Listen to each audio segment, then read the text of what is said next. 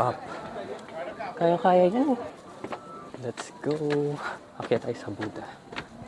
Dapat dahan-dahan lang dito kasi nakakapagod. Nakakapagod siya sa paa. 看见后面有人呐。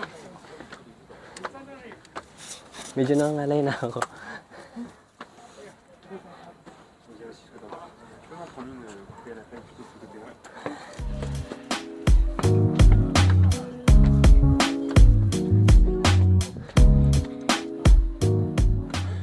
Ayun na, dito na tayo. Last na to. Not bad naman eh. Konting hinga lang. Diyan. We made it.